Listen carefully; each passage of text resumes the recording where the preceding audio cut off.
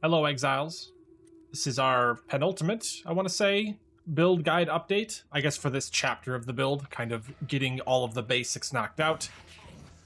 Happy to say, Uber Elder went down without much issue. I did do something very stupid in the fight that got me killed. I'm just going to flat out say I stood in the fire. Or I stood in an explosion is probably a better way to put it.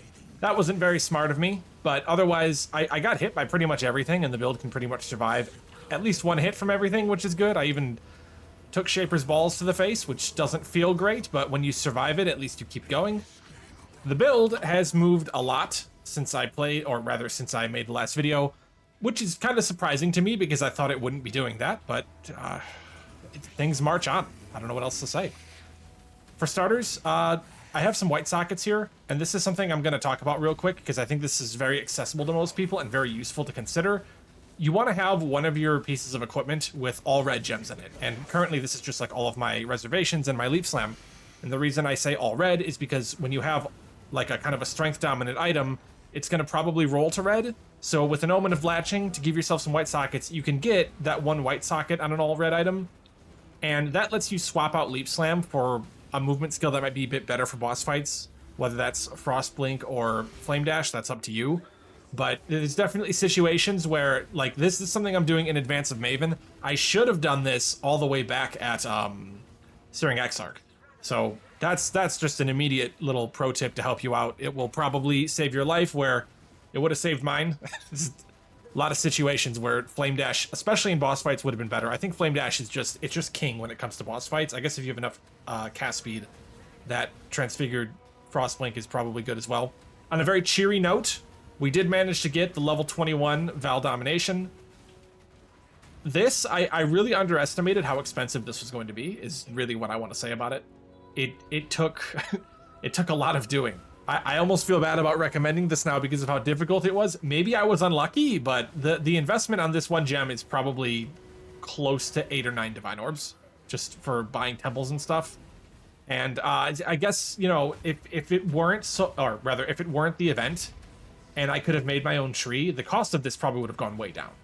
But I have avoided buying idols, so that has kind of colored my experience a little bit in that regard. Otherwise, the gear is pretty good. 95% Darkness Enthroned. Some of my, or not some, most of my Abyss Jewels are still pretty mediocre, I should say. But that's made up for by some other changes to the build. Specifically, I went in on a Watcher's Eye. This is something I often do. I love the determination mods for Watcher's Eye because crit reduction is just kind of a really cozy stat, and it freed up the points down here. So I figured that's probably worth one Abyssal Jewel, especially when I show you what I got going up here. But I also got some attack block with it. So we're at an actual whopping 61% chance to block attack damage. That is nuts without glancing blows on a quarterstaff, I feel like. Warstaff. My spell block is a little low, but my next level up is going to see me respec from here to this, which is going to get me another 2 points. We're going to get back up to around 50.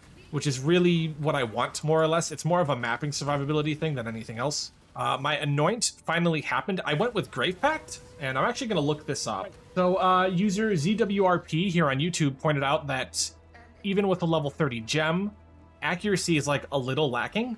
Not really in a way that would make the build unplayable, but definitely in a way where a little bit of accuracy would have a big effect on the build. So long term, I'll probably just take one of these minion accuracy points and maybe get a minion accuracy roll on one of my gas jewels. That would solve it as well. But currently I'm anointing Grave Pact because, I mean, 6% chance to deal double damage when you have none is effectively 6% increased damage for a single skill point, which is not terribly bad. It's actually a lot more than that, obviously, because the accuracy fixing gets us, like, well, every percent chance to hit is that much damage at the very least. So this node right here is probably, I don't know, 10, 11, 12% damage. Pretty good early on is all I'm going to say, and it's not that expensive. 2 black oils really is not going to break the bank, and Azure is, it's low enough where it's kind of in the whatever tier of cost. So this is kind of a weird recommendation, but it is one that I do recommend quite a bit. So again, big thanks to ZWRP. I love when people notice things that I've missed. There's so much in this build because I used to play it a long time ago, and because I ran through so many iterations. There's a lot of stuff I tried early that didn't work, and then the game changed, and I didn't notice that something new would work again. So this stuff comes up a lot. I think accuracy requirements have changed quite a bit, and how they've affected minions hasn't been the same for the rest of the game. So this is kind of just like a genuine misunderstanding on my part. Maybe it was even this bad all the way back at the beginning, but I don't think so, because the build has always been, well, kind of a clear speed monster that bossed well anywhere you could spin up in time. Last, but definitely not least, in fact, probably the most impactful improvement to the build is getting the Elegant Hubris in. And I do believe this might be the best Elegant Hubris. There are Elegant Hubrises that will give you more damage, but this gives kind of a full cocktail of things that are very just useful to the build in general. This is 132-820. I don't even know that this was in the initial recommendations, because what I learned about the build and what I thought might benefit it has kind of changed how I do my search refinement. And this is just very point efficient. You can tell Lord of the Dead turning into 80% damage. That is 1 point off the highway. That's as efficient as it gets. Everything else is 2 points. So again, very efficient, which is what you need with Elegant Hubris, because all of the power is in these big nodes. The little nodes become nothing. So 80% damage there, 80% damage there, 160% damage, pretty good. 12% attack block, which is what kind of made this one win out. That's why part of why our attack block is so good. 80% armor, which is, don't sleep on that at all. We want a little bit of armor. I'm of course still picking up the Mana Mastery. I think technically I could swap that to this node and it would still work, but you know, one or the other, this does more, so I'll keep this one. With Eyes Open, giving 37 Chaos Res. Oh. Well, that's oh my god, his staff is almost better than mine. It kind of is. I was helping someone out with the build the other night, and they just rolled a fantastic +3 staff. It even has tier 1 attack speed. That's incredible. That said, there is a definite argument to be made for a Glorious Vanity instead. Getting Divine Flesh for max Chaos Res and making all damage bypass your energy shield kind of makes Everlasting Sacrifice even more consistent. You can probably hit like a 90% Chaos Res setup in there somewhere, which is, I mean, that's very good, but I like this. I like big stats that are relevant to the build, especially minion damage, which traditionally is like the stat that is least comfortable to acquire in kind of any sort of bulk. Also, I'm not suffering at all in the resistance department, which I think is pretty evident. 4% off cap in Elemental, and then 81% in Chaos. Should cover pretty much everything, and I have a lot of room defensively to grow yet with the build. Especially considering I've bit the bullet and gone for a Watcher's Eye. I mean, I can get a much better Watcher's Eye than this. Real quick, inserting this here, kind of a re-record situation.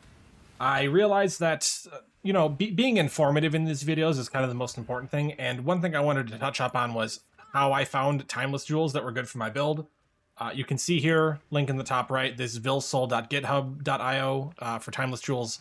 This is my preferred way of doing it. There's a way of doing it in the Path of Building tree already, and if you know how to use that, by all means, but if you don't know how to, I found that this especially is like just a really good way to do it. This is how I learned it. Basically, you select the jewel socket you want. It gives you a bunch of, you know, nodes highlighted, and you go through, for Elegant Hubris specifically, and you more or less unallocate all of the nodes. Oops, that is definitely a good one. All of the nodes you don't really want to be looking at, which is anything we can't reach in 2 points. I leave this one here because if we come up through this way, we can make that work, you know? Otherwise, this, let's get rid of that, and that. This, you know, we have, what is this? 1, 2, 3, 4, 5, 6, 7 options put in play. All that are either, well, they're all 2 points except for Lord of the Dead, which is actually 1 point. And then you come over here, you pick your Elegant Hubris. The Conqueror doesn't actually matter. Some people might be surprised to hear this. No matter which Conqueror you choose, as long as the seed is correct, you're good to go. But we're not going to enter a seed, we're going to select stats. So you go ahead and you give yourself minion damage. You go ahead and you give yourself armor. And generally speaking, I do recommend at least 2 minion damage and 1 armor node. And then you can go ahead and add in anything else that will kind of meet the criteria. So attack block, we'll do spell block. And then for me specifically, I went for Chaos Res because that was, you know, the one thing I was having trouble finding on gear. You go ahead and hit the search button, it checks all the seeds, and you get matches. This is 132-820, my personal favorite. It hits 2 points of minion damage, 1 point of armor, Chaos Res, and attack block. And attack block is very nice because it plays well with the mastery over here, which gives you more spell block per point of attack block you have. And basically that 12% in combination with the Watcher's Eye makes this node also worth 3% spell block. So huge value, 2 points for 12% attack block, 3% spell block. I mean, if you saw that anywhere on the tree, easily accessible, you would take it. It's that good. You might find that you can do better in other places though. 105, 140 is a good example of this. 3 minion damage nodes, if you just want to push the punch higher, still has that 1 armor. Things like this are not terribly difficult to find, although in this current search, this is the only one that we can find. This is probably the best of the 3 minion damage nodes. I don't think there's another one that does it quite this efficiently, but it does require you to use Frostwalker. And what that means is you don't path through this node here, you have to path through Arcanist Dominion here, which makes this a 2 node, but now you have to go through here. So it is 1 more point overall, but at the same time it's efficient. It also gives you access to the life nodes here. So there's nothing wrong with going this way, although technically it is more point efficient to go up the top here. And in addition to all this, just to keep in mind, there are maximum life options. The problem with max life is it's only 10% on the node. So best case scenario, you're getting 5 life per point spent. It's not great, but it could very possibly be the difference maker for you. So yeah, keep this vilsoul.github option in mind. You can access this pretty easily just with like a Google search, or learn to use the path of building method if you like. I've never used it personally because this does the job just fine. And this is how I learned it, so this is how I'm teaching it. You'll find that if you go through all of the options, a lot of these are going to be cheaper than the others. This one cost me, I want to say, only 3 divs, which is surprising because I did see one for sale before that was 9 divs, and I was like, I'm not going to pay 9 divs for a jewel. And I had a cheaper one before that. But you can usually get one that's 2 damage and an armor for rather cheap. And I think that happens because there's just so many. And if you are in that position, I suggest you try to look for one where Lord of the Dead is one of the options, because Lord of the Dead is the most point efficient option in the tree, generally speaking. Okay. Now, I was kind of debating if I wanted to like go ahead and do Maven as well and just push this out and be done. But I haven't done Cortex, and there's a lot of stuff to do with the build yet. Specifically, like, I actually want to replace my rings at some point. And, you know, I mean, they extended the league, so I'll probably play other characters. Doing a little bit more farming before I take a break and getting to work on that seems like a good idea. Overall, build has outperformed my expectations. I ran a map, you know, just to kind of prepare for the showcase. I juiced the hell out of that map. That's not an easy map, and it's got Delirium in it. And there's like one point where I get into a little bit of trouble, I think. Well, I don't even want to say trouble. I wasn't worried, personally. Where my health kind of dips. One spot where that happens, and it's in the middle of a Alva incursion at the deepest point of Delirium for Defiled Cathedral. It's like, come on. The build is very strong. I'm enjoying it a whole lot. I'm probably going to play it to, I want to say maybe 98 is where I would expect to get to on this one. If I see prospects and I get lucky with currency, maybe I'll go farther, right? I mean, Ubers, I don't think Ubers is off the table, at least some of them. Some Ubers I don't know that I would try with this, but I think that's the case with every build. At the very least, when I finish Maven, I may like extend things so I can go after a T17, right? Just to get that little bit of completion in the back pocket as well. Because the build definitely has enough mapping survivability to get there, and it has a lot of room to grow in that department especially.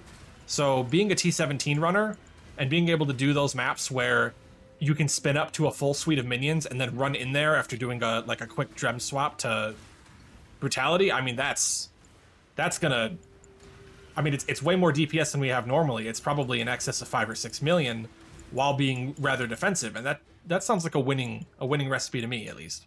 Anyway, I hope to have my Maven kill and pretty much everything else kind of set up and ready to go by the end of the next weekend. I dragged my feet on this a little bit, I feel like, personally. I kind of got bogged down hunting that level 21 Val Domination. But otherwise, I mean, we got there, so I'm not going to be too upset about it. But we got there. Really glad the Phrecia event happened. I just want to, like, say a little thing to GGG here. Thank goodness you guys went and did something, because this has been a lot of fun. And I don't think this was that hard for you to put together. So I hope at least if anyone at GGG is like, what the hell is this idiot doing with Dominating Blow? I hope you hear this and you hear these compliments. And I especially want to, like, reiterate what I said way back when all this began. Or rather, my follow-up to when all this began, that I was hard on Jonathan. Please, I like Jonathan. I don't want anyone to think I dislike Jonathan, but man, that was quite a way to handle it at the time. And I've kind of a big misread of the situation, but it's all water under the bridge now, you know? It was also an easy thing to remedy when people let their thoughts be heard. And they did a fantastic job of it. Phrecia is a massive success, and I'm gonna play some more of it. Probably after I beat Maven, short break from the game, because I've been playing a lot of Poe. But I do want to come back and do at least one more build, and it's gonna have to be something new, because I haven't really seen any way to do like a Return to Kitava's Thirst, or maybe a better take on it, because nothing really does so perfectly what Necromancer does for that build. Anyway, have a good one, Exiles.